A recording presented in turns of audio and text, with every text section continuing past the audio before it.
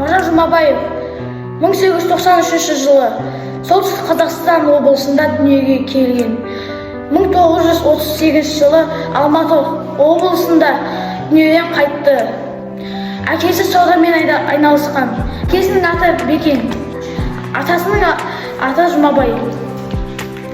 Алаш қозғалысының қайраткері, ақын, қазақ әдебиетінің жарқын жұлдызы. Мағжан Жұмабаев қазақ тілі. Күш кемеді, айбынды ту құлады, кеше батыр бүгін қорқақ бұғады.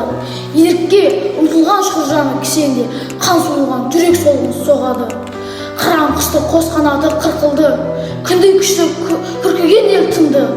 Асқар Алтай алтын ана есте жоқ, батырхандар асқан жандар ұмтылды.